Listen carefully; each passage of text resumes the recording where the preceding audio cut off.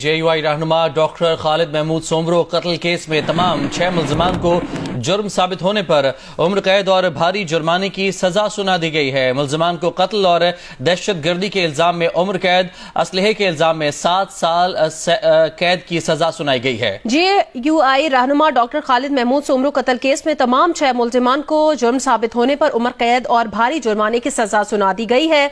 मुल्ज़िमान को कत्ल और दहशत गर्दी के इल्जाम में उम्र कैद और असलहे के इल्जाम में 7 साल कैद सुनाई गई है। JUI रहनुमा डॉक्टर खालिद महमूद सोमरो कत्ल केस में तमाम 6 मुल्ज़िमान को जुर्म साबित होने पर उम्र कैद और भारी जुर्माने की सजा सुना दी गई है।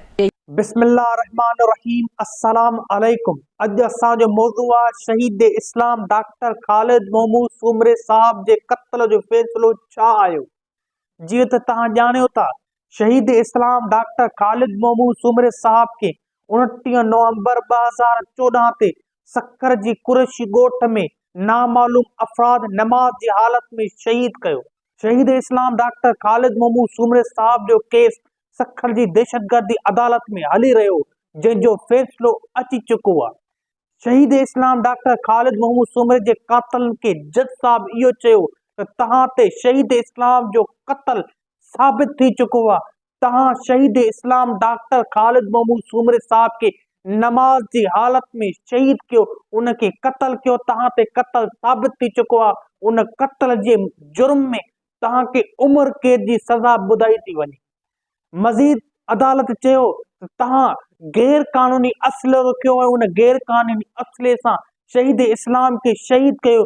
तव्हां खे गैर कानूनी असलो रखण ते मज़ीद 7 सालनि जी सज़ा ॿुधाई थी वञे। ऐं अदालत मज़ीद चयो त तव्हां खे ॾंड बि रखियो थो वञे ऐं हिक माण्हूअ ते 5 लख रुपए जो ॾंड ॿुधायो थो वञे। मुंहिंजो सवाल अदालत खां आहे, छा इहो इंसाफ़ हुयो? इंसाफ़ हुयो इहो? लखें माण्हुनि जी इन फ़ैसिले सां उमेद हुई। सिर्फ़ शहीद इस्लाम डॉक्टर खालिद महमूद सोमरे साहब जे फैमिली जो इन केस सां तालुक़ न हुयो, पूरी सिंध जो तालुक़ हुयो, पूरे मुल्क जो तालुक़ हो ऐं हर जमियतुल में इस्लाम जो तालुक़ हुयो जो इन केस के ऐं अदालत ॾे निहारे रहियो हो।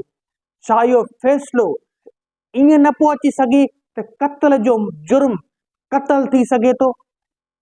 आइन, कानून, इस्लाम इन शइ जी इजाज़त ॾिए थो त जेको कत्ल करे उनखे कत्ल जे जुर्म में कत्ल कयो वञे।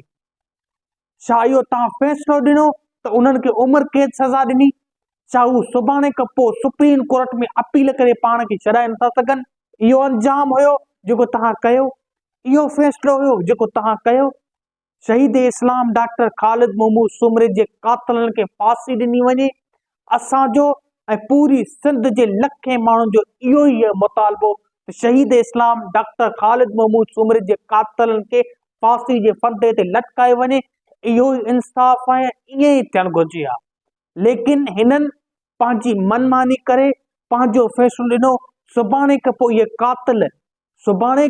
कातिल सुप्रीम कोर्ट में अपील करे पाण खे छॾाए बि सघनि था, लेकिन इहो हुननि न सोचियो। सिर्फ़ हुननि इहो फ़ैसिलो ॾिनो त असांजी जान छुटे, इन केस मां जो असां फ़ैसिलो ॾियो। लेकिन इहो फ़ैसिलो न थियो, इहो अदल न थियो, इहो इंसाफ़ न थियो। शहीद इस्लाम डॉक्टर खालिद महमूद सोमरे जा चाहींदड़ इहो ई था घुरनि त उन्हनि कातलनि खे फांसी जे फंदे ते लटकायो वञे। शहीद इस्लाम डॉक्टर खालिद महमूद सोमरे साहब सिंध लाइ कमु कयो, इस्लाम लाइ कमु कयो ऐं एतिरो कमु कयो जो कोई सोचे बि न सघे। शहीद इस्लाम डॉक्टर खालिद महमूद सोमरो कोई आम इंसान न हुयो, सिंध जो वॾो नालो हो।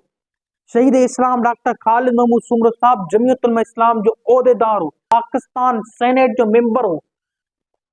तव्हां उनजे केस जी हीअ हालत कई, उनखे इहो इंसाफ़ ॾिनो। असांजो इहो मुतालबो आहे त शहीद इस्लाम जे कातलनि खे फांसी जे फंदे ते लटकायो वञे।